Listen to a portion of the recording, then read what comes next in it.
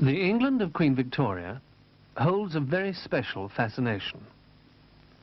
It was a time of innovation and reform, of enterprise and exploration and of empire.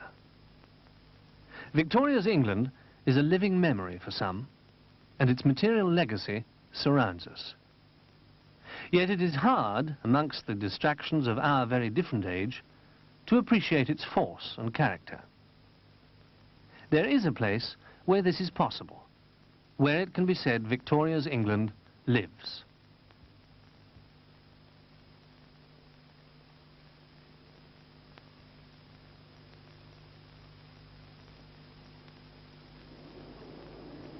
This is Highgate Cemetery, a few miles from the centre of the capital.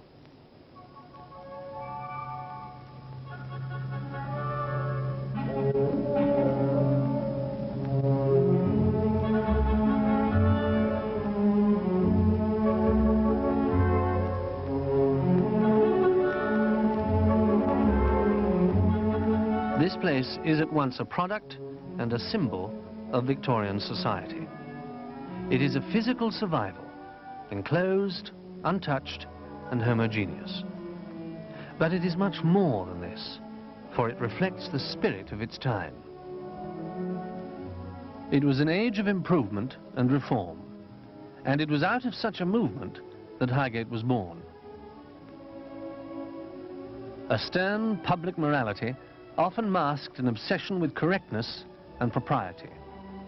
Nowhere is this confusion better shown than in the Victorians' attitude to death.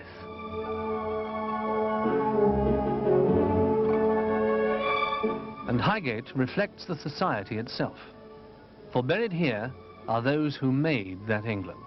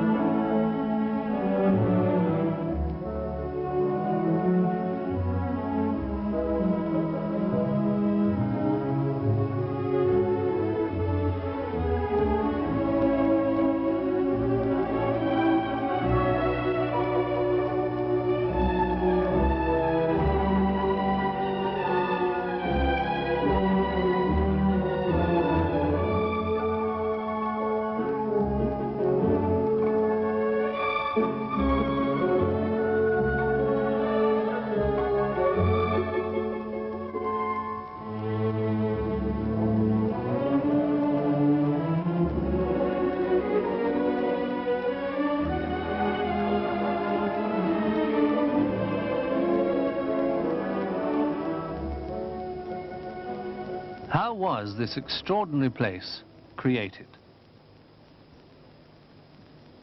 For centuries, the natural resting place for the dead was the churchyard, like this one, St. Bartholomew the Great at Smithfield.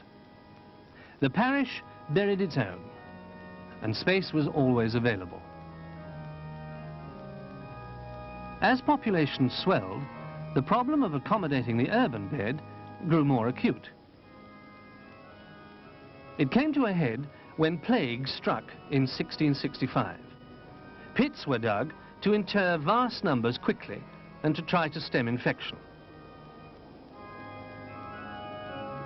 When, a year later, fire cleared much of overcrowded London, those charged with its rebuilding saw the chance to achieve a lasting solution.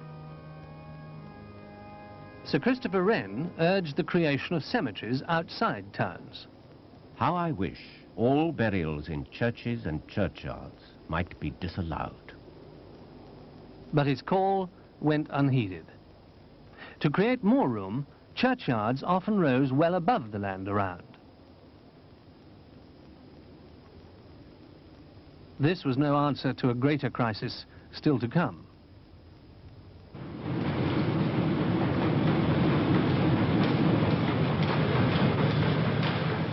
The Industrial Revolution changed the face of England. Labour was needed for the new factories. People moved in massive numbers from country to town. By 1840, twice as many worked in towns as on the land. In 30 years, London's population doubled. This vast influx brought huge problems.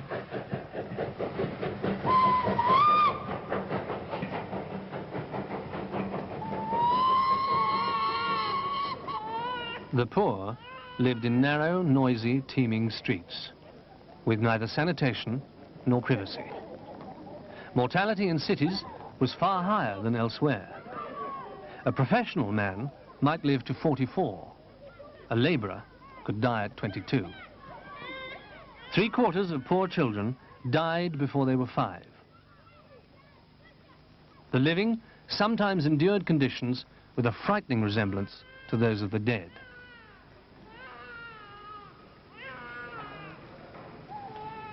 These coffins were nightly homes for the poorest Londoners.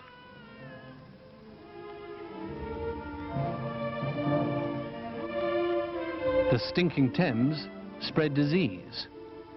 Death was a commonplace. In 1 year, cholera killed 22,000, the same number as were slain in the whole of the Crimean War. Existing churchyards were utterly inadequate for the burial of so many dead, and most were soon hopelessly overcrowded. Death became a profitable and sinister trade. Private speculators opened burial grounds. Unscrupulous undertakers, dressed as clergy, conducted bogus and unlawful funerals. Coffins were crushed into pits with scarcely inches of earth between them. Corpses were disturbed for new burials. Grave robbers sold bodies for research. Coffins were emptied for reuse or as firewood. Nails and lead were stripped.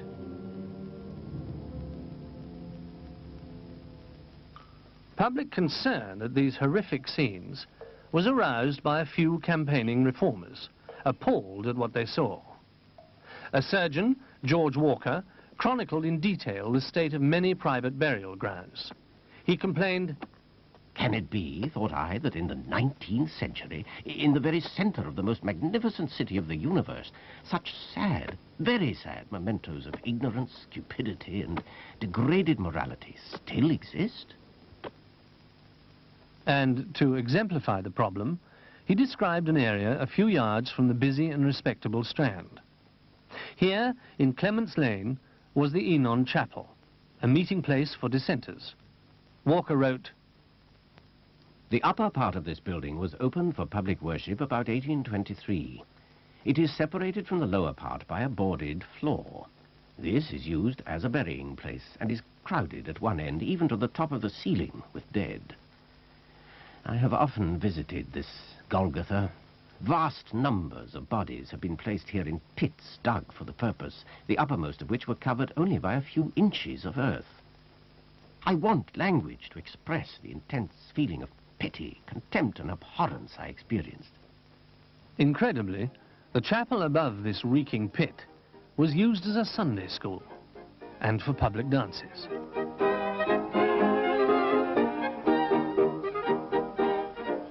A few yards to the south, close to the statue of a more renowned Victorian reformer, is the church of St. Clement Danes, rebuilt to Sir Christopher Wren's design. Here too, huge numbers were once buried without ceremony, dignity or care for the effect on those living nearby. Well might Walker complain. "Burial places in the neighborhood of the living are, in my opinion, a national evil. The harbingers, if not the originators of pestilence, the cause, direct or indirect, of inhumanity, immorality, and irreligion." This determined campaigner would, however, have been encouraged by later events, for the remains of those so unceremoniously abandoned were reinterred, the inscription plates on their coffins preserved and displayed. There was no shortage of contemporary proposals for resolving the problem. The most bizarre was a plan to build a massive pyramid on Primrose Hill, higher than Wren's St. Paul's, with 215,000 catacombs on 94 levels, able, its sponsors claimed, to accommodate the city's dead for centuries to come. But more practical minds were at work. John Claudius Loudon, a landscape architect, called, as Wren had done before, for the construction of cemeteries outside city centres. His ideas influenced the creation of a ring of 7 massive private burial grounds on the fringes of the capital. Highgate was built by the London Cemetery Company, founded in 1836. They chose a 20-acre site on land which for 200 years had been the estate of Lord Ashurst. In 1830, the manor had been demolished to make way for the Church of St. Michael, where Coleridge and his family are buried. The cemetery was designed by the company's founder, Stephen Geary, an inventive entrepreneur and the architect of London's first gin palace.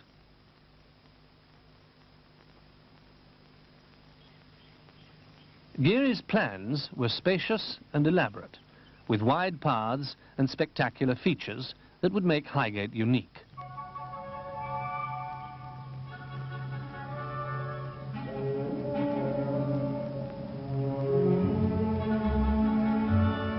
St. Michael's Church still dominates the northern edge of the cemetery.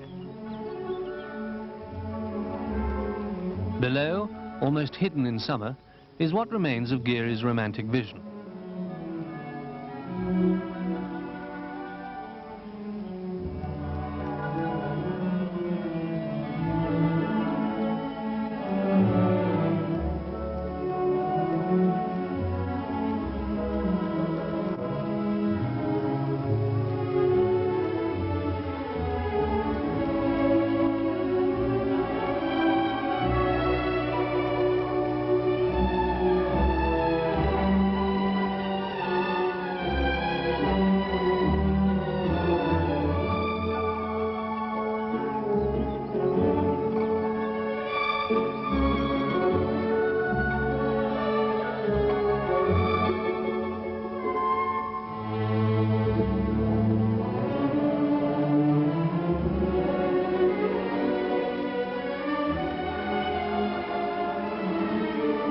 The passage of time has, of course, blurred much of the original detail, but Geary's plan can still be followed up winding avenues that take full advantage of its steeply sloping site.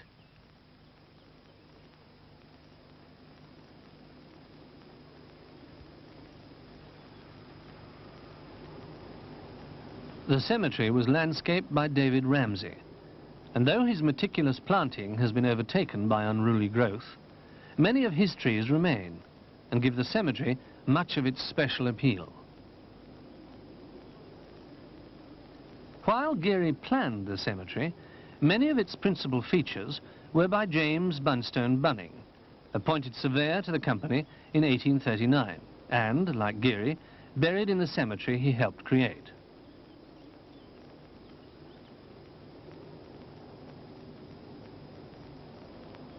Highgate's attraction lies in its overall design and its atmosphere.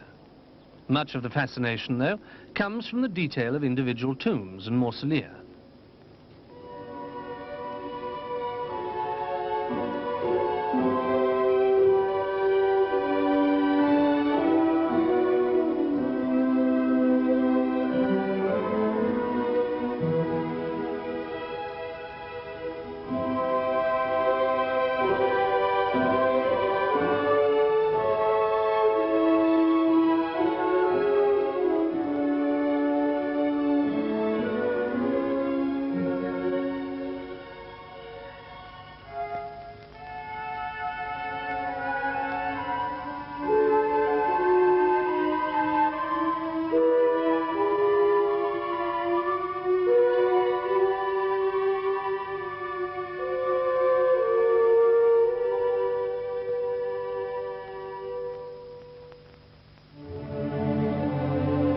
While carvings like these might be seen in other cemeteries, one feature of Highgate is unlike any to be found elsewhere.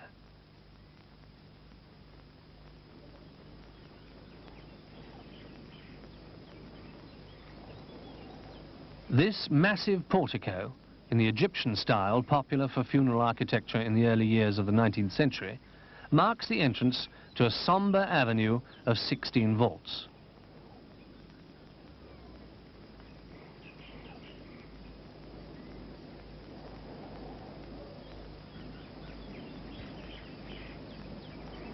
It leads to the extraordinary Lebanon Circle.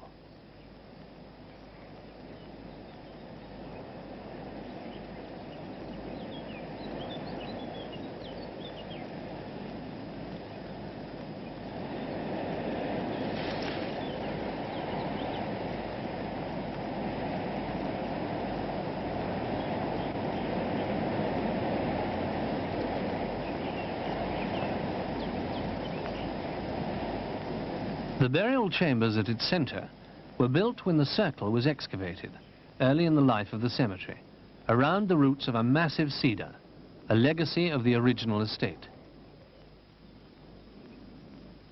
More were added on the outer rim in the 1870s. Detailed plans recording the ownership and location of every grave in the cemetery have been preserved. It was possible to commission a memorial of original and unique design, to build a family vault, to buy space in a catacomb, or a single simple grave.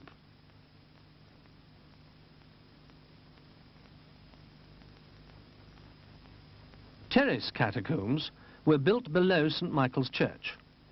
Here, space could be bought in perpetuity for between £10 and £94, depending on the number of coffins to be housed. A private grave for 6 coffins might cost £15 or £20. A single grave with an inscription provided by the company cost £2 10 shillings.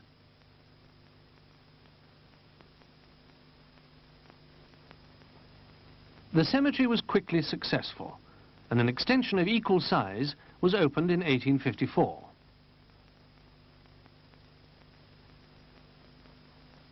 In all, the cemetery contains 51,000 graves, with 166,000 bodies.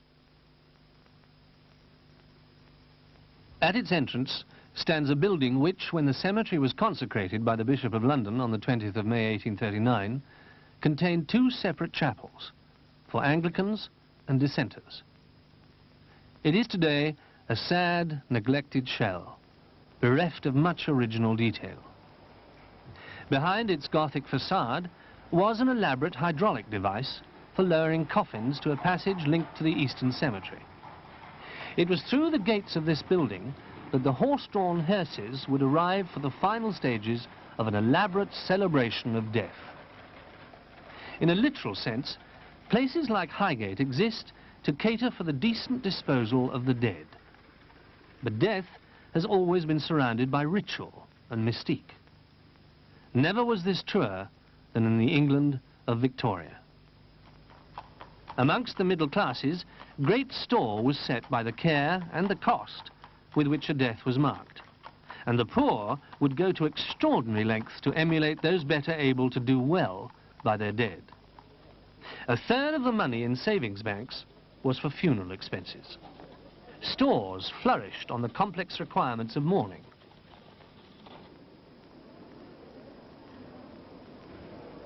For women especially, the process was deep and prolonged, governed by strict conventions that grew in complexity as the century wore on. A year and 9 months mourning was advised for parents. The widow was marked by her black dress and jewellery and her withdrawal from society.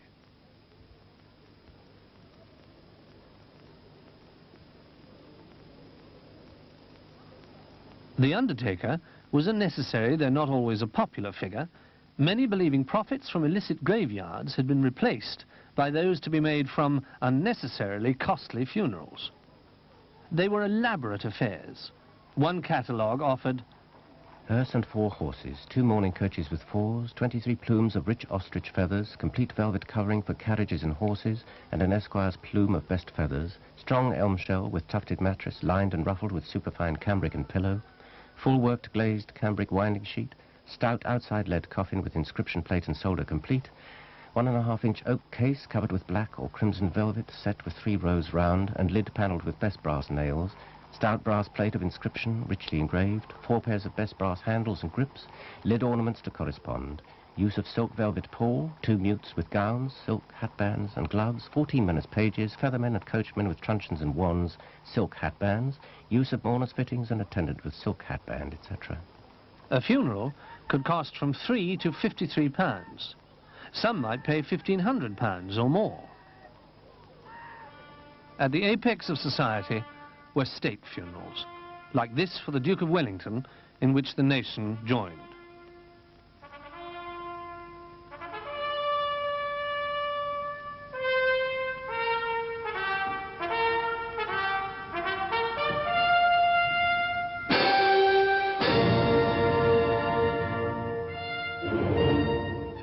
Queen Victoria planned her own funeral in meticulous detail, with white and gold instead of black for the pall, and the streets hung with purple.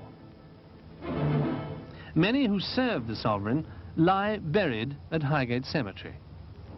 Among them, Edward Blore, who succeeded John Nash as architect of the Queen's principal residence, Buckingham Palace, and Henry Darracott Scott, who built the Albert Hall, erected at Her Majesty's command as a lasting memorial to the husband to whom she had been so devoted and from whose loss she never truly recovered.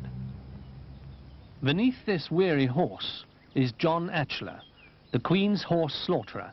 In the cemetery too, her engraver, painter, chaplain and midwife.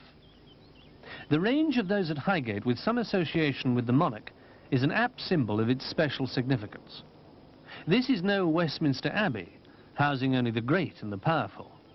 It is rather a record of a society through its own eyes, an expression of its values, not those of history.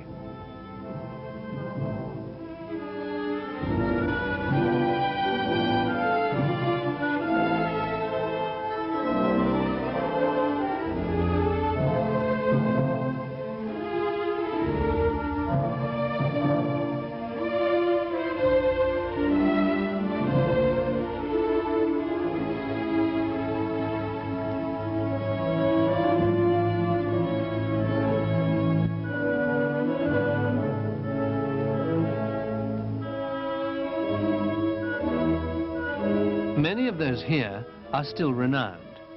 Some were famous in their own time, but are unknown today. Others were private, ordinary people, whose lives say more about the age in which they lived than any cold statistics.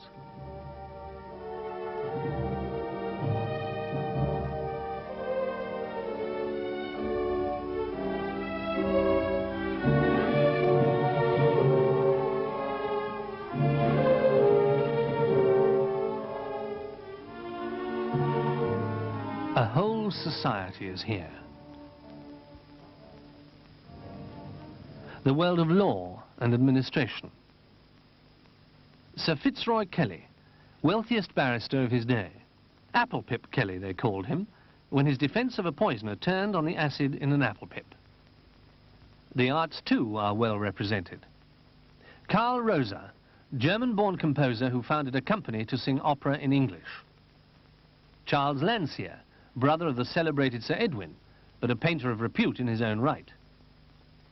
Samuel Phelps, who ran Sadler's Wells for 20 years as a Shakespearean theatre. William Betty, famous child actor, whose performances brought crowds so great the police were called to control them. Frederick Tennyson, poet and mystic, eldest brother of Alfred. Sir Leslie Stephen, controversial scholar and agnostic, and the father of Virginia Woolf and Vanessa Bell. The family of Charles Dickens, among them his baby daughter Dora, whom Dickens, in what he called a foolish dislike of leaving the child shut up in a vault, moved from the terrace catacombs to a grave on the open hillside. A female author writing as a man. Mary Ann Evans called herself George Eliot when she wrote Adam Bede, Middlemarch and Daniel Deronda. Radcliffe Hall, who scandalized society with her portrayal of lesbian love in The Well of Loneliness. She lies with her lover, Mabel Batten. Elizabeth Siddal is here. She was painted by Dante Gabriel Rossetti and married him. And here, at Lizzie's early death, he placed in grief beside her the manuscript of some unpublished verses. Then, 7 years later, one autumn night, he had her disinterred, and as the poems were retrieved, it was said her red hair shone, grown longer in death. Others were disturbed here after death. The family of Thomas Druce, a furniture dealer, claimed he had in fact been William Bentinck Scott, 5th Duke of Portland and a noted recluse. The Duke, they said, had led a double life and staged a fake death. The matter came to trial. It hinged on the contents of the coffin, said by the family to contain lead weights. Amid great publicity, it was opened. Druce's body was inside. 3 of the witnesses were charged with perjury.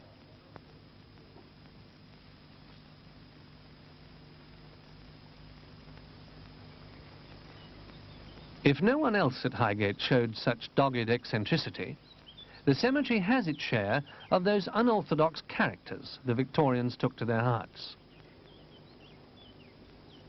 This is the grave of C.G. Spencer, designer of balloons. Here too, Charles Green, who reached a record height of 27,000 feet, enduring Arctic temperatures and winds of 100 miles an hour.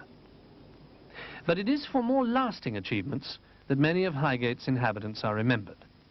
Its most celebrated scientist is Michael Faraday.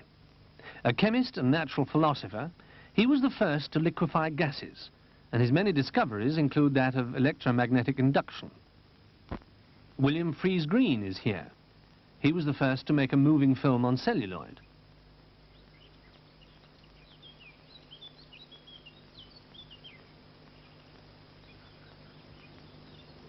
This is the massive tomb of Julius Beer, financier and owner of the Observer newspaper.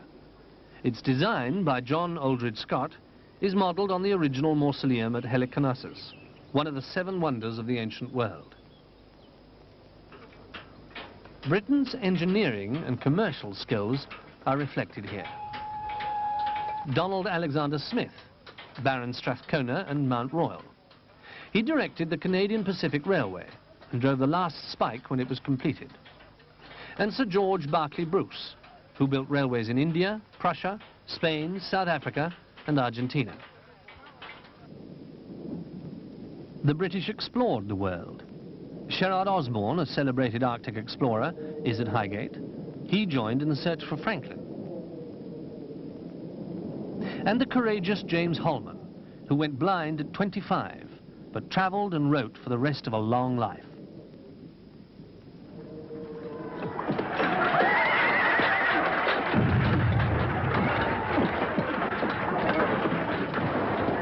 The pity and courage of war are recorded here. Frederick Pelham, captain of the Baltic Fleet in the Crimea, and Edward Cardwell, Secretary for War, who abolished the purchase of commissions. And brave men who won no fame, but died for their country.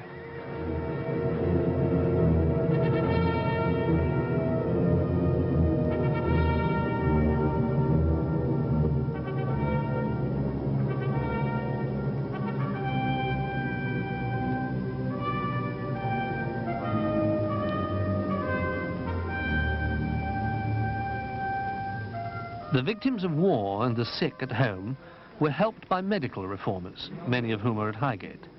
Among them, Sir Thomas Brunton, who found new ways to treat heart disease, and Frederick Pavey, diabetes.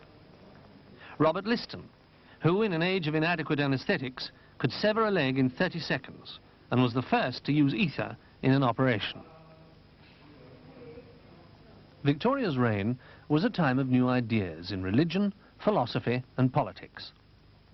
F.D. Morris founded the Working Men's College. A radical theologian, he lost his professorship at King's for heretical opinions. Herbert Spencer, among the greatest thinkers of his time. An evolutionary theorist, he coined the term survival of the fittest. There are many whose concern with society was more direct. George Holyoake might have attended this rally at Kennington. A chartist and propagandist, he was jailed for blasphemy. And Samuel Lucas, founder of the Morning Star. But towering above them all, the most influential and the most celebrated of the century's reformers, and the man for whose grave Highgate is known throughout the world. The black, massive head of Karl Marx, who, in the 11th year of Victoria's reign, wrote the first of books that would alter the course of political history.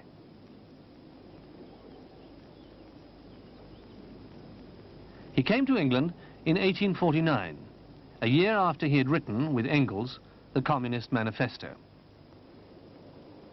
He died in 1883.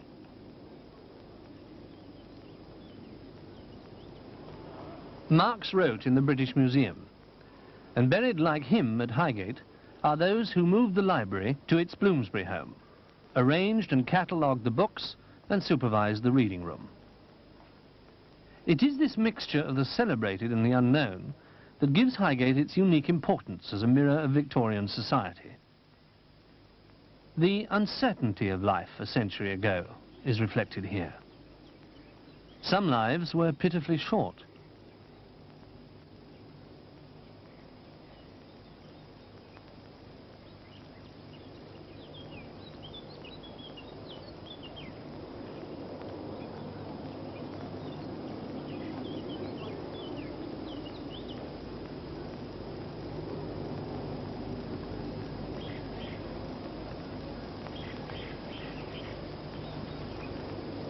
Others were tragically ended.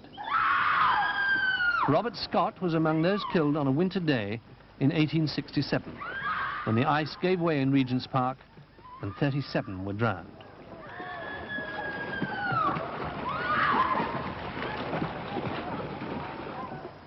But there are calmer sights.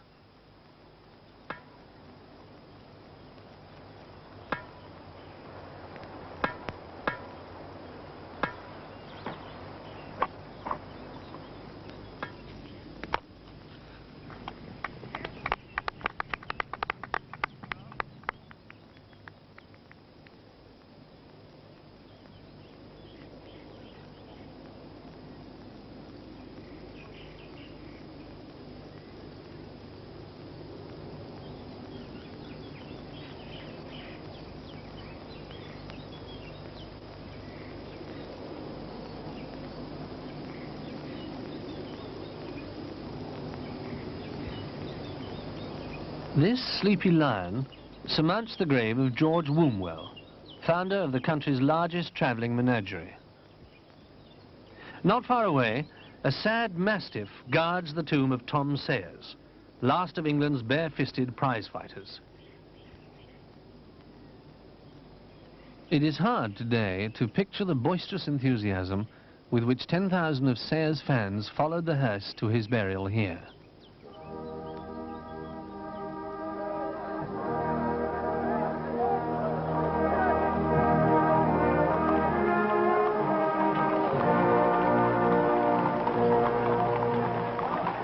Concourse which thronged the way for more than 3 miles, said the Daily Telegraph for Thursday, November the 16th, 1865, was the largest and most varied in character of any that Londoners have looked upon since the funeral of the great Duke of Wellington.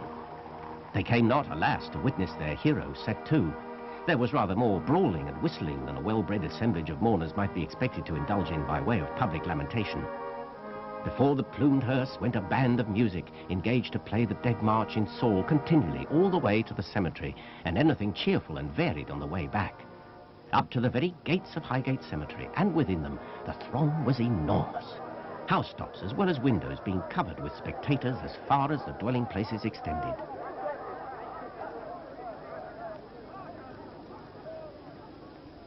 Highgate is quieter now.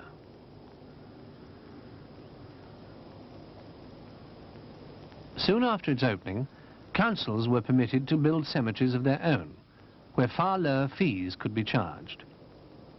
and as the land here was filled, revenue naturally declined.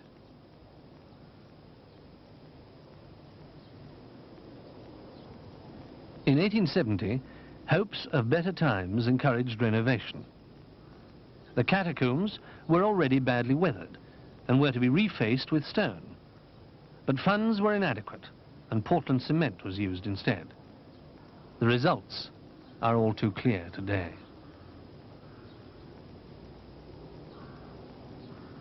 As burials declined, a cold, empty silence fell on Highgate Cemetery.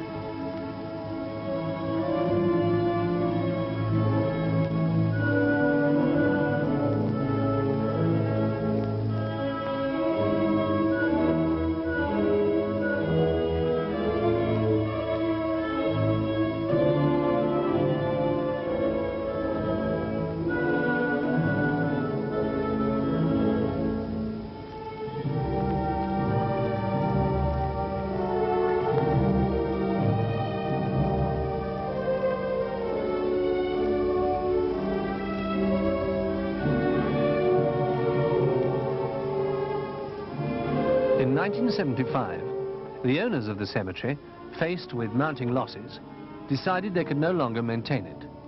The staff were dismissed and the gates of the Western Cemetery locked.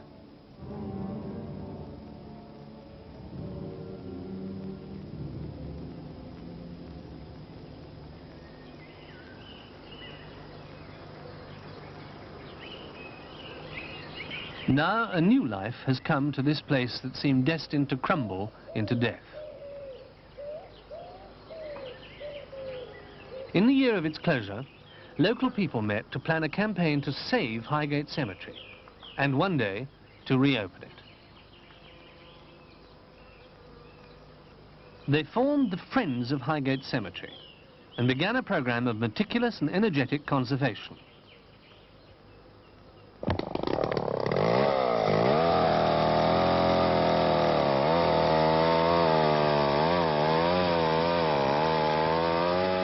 Nature, weather and vandal have combined to create a task that would daunt all but the most determined.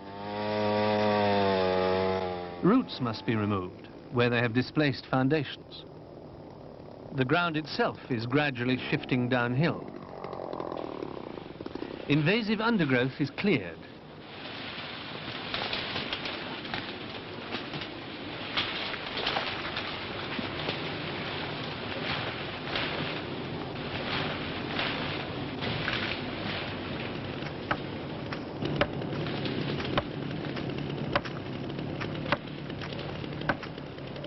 Trees removed, so species better suited to the environment can be planted in their place.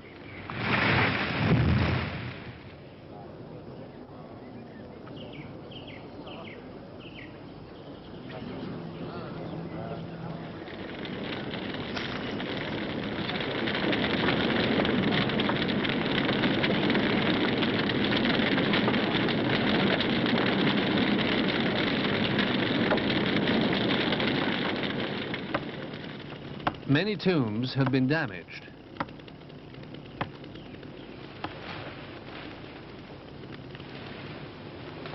Some are so worn or overgrown, it is now impossible even to read their inscriptions.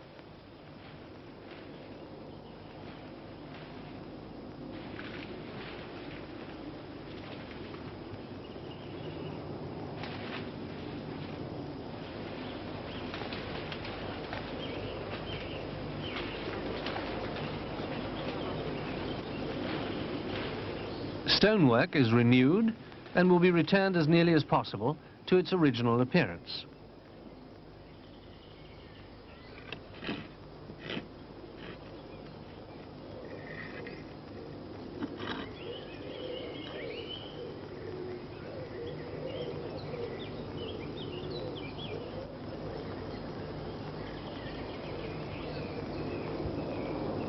Statues are repaired.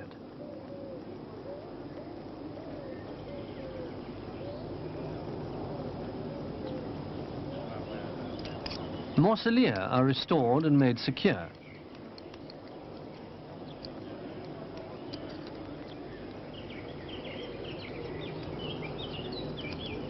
The objective is not merely to make Highgate safe and dignified for those whose ancestors are buried here, nor to preserve it as a historical curiosity. This has always been a popular place. An early guidebook could report, "No cemetery, in or out of London, can boast so many natural beauties. The irregularity of the ground, rising in terraces and winding paths leading through avenues, shrubberies and marble monuments, and groups of majestic trees, contribute many material charms to this solemn region. From the broad terrace with its handsome balustrade almost at the foot of St. Michael's Church, the view is remarkably fine, some half-dozen counties being visible on a fine day." Highgate is always open to those who come to tend a grave or visit a loved one. To admit the public calls for more elaborate preparations and is possible only a few times every year.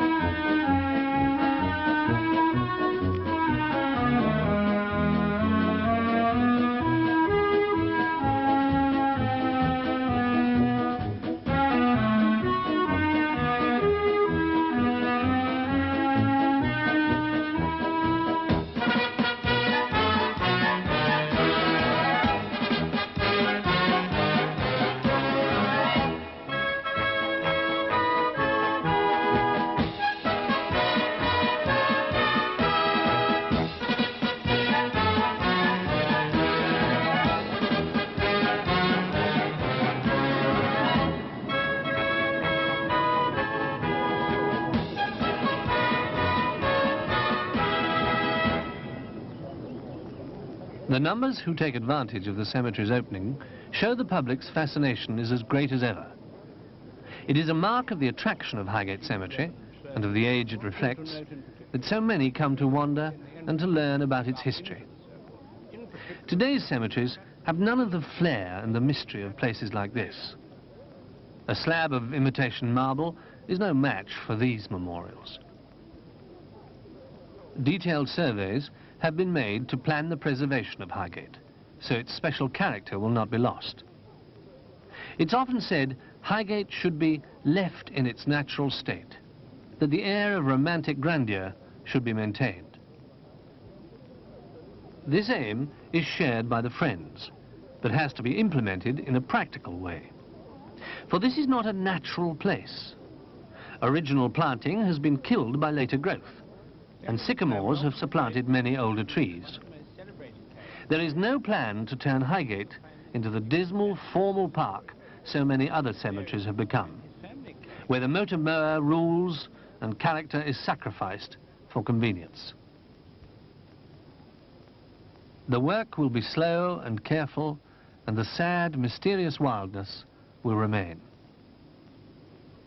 As the last of the visitors leave, the silence returns once more. Yet, there is an almost tangible sense of the lives remembered here.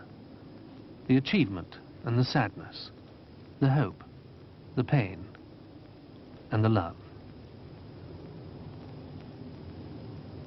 It would be tragic if this place, which reflects so much life, were itself allowed to die. There is no better record of its age, and no other place like this. It must not be lost to us.